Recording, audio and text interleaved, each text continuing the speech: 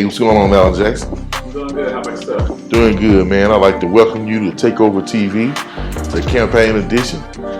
We got a lot of people, man, that's been asking questions about who's Alan Jackson, where this guy come from, and what is he gonna do for Shreveport, what has he done, and things of that nature, there, man. So I want to ask you a few questions if you got time. I got you. First and foremost, welcome to Southern Hills. Glad I can have you. Yes, sir. Yes, sir.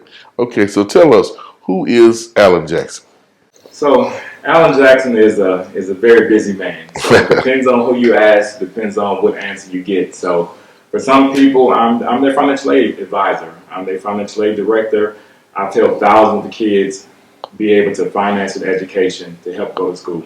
So I believe in providing educational opportunities. For others, I'm their real estate agent. I've helped so many people who didn't think they can qualify for a home get qualified for a home. Also providing opportunities on the real estate side. So Alan Jackson, in a quite quick phrase, is a difference maker. Anybody I come into contact with, I try to make a difference in their lives. I try to give them something that they can feel good about, something they can earn, something they can feel special about having and living in Shreveport. That's what's up, man. So, what made you decide to run for this election? So what made me decide to run, first and foremost, I was given the opportunity to be appointed by Governor John Bell Edwards. Yep. That opportunity I never took lightly. From day one, I got out in the streets to try to understand what the needs of the people were, and then I tried to accomplish those needs at the council level. And in doing so, I was meeting so many different people, and they was like, we had a great councilman. The former councilman, did a wonderful job for this area. But they was like, you're knocking on my door. You're in the seat, yet you're still walking the streets as if you were campaigning. And I said, I need to know what you want. I can't be your voice without understanding what the true needs of this district are. So I just got out the community, and I said, just allow me to be your voice. Allow yourself to connect with me. Here's my number. Here's my contact number. Use it if you have a question or concern. I just wanted to be, again, a difference maker. Wow. Well, that's a big thing, man. Being appointed by the governor. Man, I wish the governor appointed me. Man, I can remember when I got the phone call like it was yesterday. I was actually running in the neighborhood, and a representative of the governor's office called me and said, the governor has made a decision to select you and appoint you, and I immediately stopped running. The little breath I had, I lost that, and when I applied, I had no idea I was going to get selected. We're talking about the governor, somebody that I've never met, selected me out of who knows how many people applied. So I was truly shocked, and from then everything just seemed like a blur. I went from that phone call to getting a call from the council chair at the time, which was Councilman Taylor. She called me saying, hey, we need to go ahead and get you sworn in. We have a meeting today. And it was just like, I just needed to breathe and call my wife, explain everything that was going on. And from day one, all the council members, they embraced me. They was happy to get back to a full panel, which was extremely important to the council members as well as Shreveport, because District E didn't have a vote. Yeah. That entire period, they did not have a vote, they did not have a voice. So all I wanted to do was come on board and be the voice of the people. That's what's up. So as you came on board during that time, tell us a little something about what all you've done, because I know you had to hit the ground rolling, so a lot of decisions had to be made and a lot of things had to happen. What all happened since you became? So the first really, I'm not going to say controversial vote, but first big vote was the city raise. If you can think about it, that conversation started with trying to give raises to police and firefighters, which was definitely much needed in order to keep people from leaving and going to other states. So that was needed. But when we thought about rewarding our police and firefighters, we had so many other city workers that have not had raises in years, and I'm saying over 10, 15 years they haven't had raises.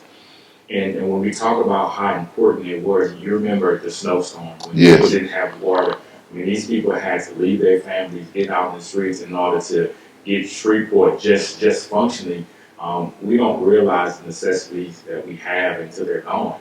And so when we had to melt snow just to take baths and cook, we realized, man, our city workers are extremely important. So it was important for us to be able to give a raise to all city workers. And so with me being on board, I was able to help get that passed.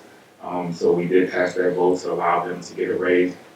A lot of people say, well, this was a performance raise, and really this was um, we need you here. You are important. We need to hire more. So it was more of a lifestyle raise than it was more or less performance raise. Our city works were needed, they're important, such as police and firefighter, and they deserve the raise, they deserve more. But we looked at the budget and we did the best we could to try to give them what we can afford at the time. That's awesome, man. So yeah, you got the city workers a raise, which was a great thing. I mean, I think that a lot of people were really happy about that. Was there anything else that were big ticket that came up, or but while you were there, while you were appointed? Most recently, we made a vote to remove our old law that we had on the books, an old ordinance, which was separation of liquor. So if you think about your Walmart, your Brookshire's on Mansfield Road, they have a separate entrance for their liquor store. Yeah. But if you go down south, you can actually walk into Walmart, purchase liquor, Walgreens selling liquor. So our law states that you had to have a separate entrance. So we recently removed that law. So now stores like Brookshire's, Walgreens, they can actually sell hard liquor. Now it definitely was not an easy vote because people brought up pros and cons on both sides. Do you want young kids to be able to walk in Walmart and see liquor, in the stores? But then we also talked about the convenience of family. If you go into the store and you're going to cook and different things like that, it's more convenient for you to get your liquor right inside the store versus coming back out, putting your groceries in the car, putting the kids in the car, and then walking into a 21 and older entrance to get your liquor. Yeah. So we had to look at both sides. We had small business owners. Some were for it, some were against it. We had big chains like Brookshire's and Walmart. Of course, they were for it. I always want to tell people that you want to definitely know what we're voting on, keep that relationship with your council, and then weigh in on how you feel about it. Because again, my goal is to be the voice of this district, and I want to represent this district well. So I want people to reach out to me to let me know how they feel about things that I have to vote on prior to the vote. That's awesome, man. Now, of course, I can't do an interview without making it a little tough and bringing up some tough topics. So, lately, what's been on the news and is the insurance for the city employees and for the retired people. Man, there's some people mad and upset about this. Yeah. What's your thoughts, views, and what part if the council had any part of play in where we at right now with it? Okay, so there's always misinformation. My goal as a council person, whether you like what I have to say or not, I promise you it'll be the truth. I promise you that I'll be transparent. So with the insurance, we have a health board. That board is composed of about 8 individuals, and those 8 individuals, their job is to find the best healthcare plan for our employees, retired and current. And when I mean find the best, we're looking for value, the biggest value. And the biggest value is never going to be the most expensive plan. The biggest value is going to be the one that where you get the biggest bang for your buck. Yeah. Once they make their decision, then it comes to council for us to approve or dismiss or make changes to that decision. So we haven't necessarily got there yet. They have approved a portion of the healthcare plan, but the full healthcare plan has not been approved. What I can share with you is this. You have to be able to trust the people that are disseminating the information. Yeah. Because when we talk about retirees, we're talking about older people. Imagine as a council person, I told your grandmother that she was going to lose her health insurance. Because I'm a council person and I'm somebody she trusts, she's going to believe exactly what I'm telling her. Yeah. So information can be very, very, very dangerous. Yeah. And so I'm just encouraging everybody before they speak on the insurance plan, get out there and research it. When I say research, don't just talk to people, read. Read for understanding. That is what I had to do. I got so many calls and emails of people asking me to support it, people asking me not to support it. So the first thing I did was I took about 6 days and I met with a lot of people. I have asked for documentation. I've simply read all of the information as it relates to the insurance plan. And in reading that information, I was able to be able to articulate it to people that were calling me and asking questions about it. And I was able to give them the truth. I was able to remove a lot of the fear that they had about, well, I can't go here, I can't go there. A lot of that was simply misinformation. The plan that was proposed kept every hospital on the table. Yes, there were different tiers, but even with the different tiers, it was not going to cost any employees more money to stay with whatever hospital that they wanted. That was critical because what people were saying was I was going to lose my relationship with my doctor. It's not true. It was going to cost me more. That's not true. So this plan saved the city money, a lot of money. When I say a lot of money, about $1.6 million. And that is if the plan gets fully approved, which is not fully approved yet. And also it protects the employees because they can still keep the relationship with their doctors and choose whatever hospital that they want.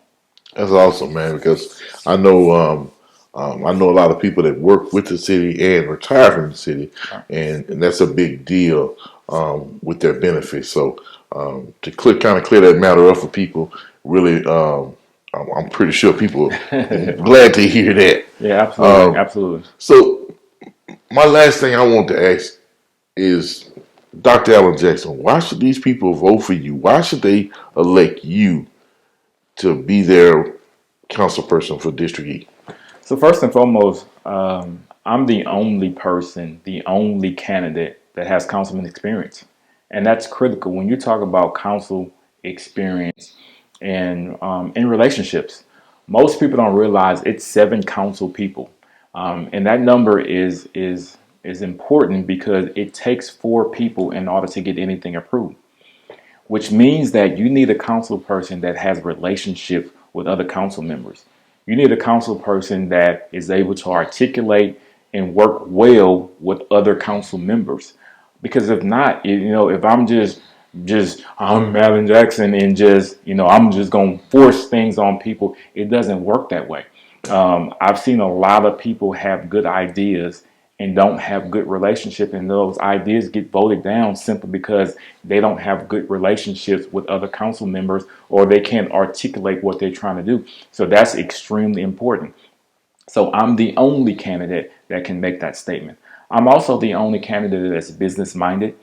So I believe in small businesses. I run several small businesses here in the local area myself.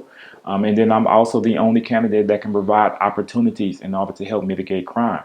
When we talk about opportunity, a lot of our young kids are truancy. They're getting in trouble. They're committing these crimes.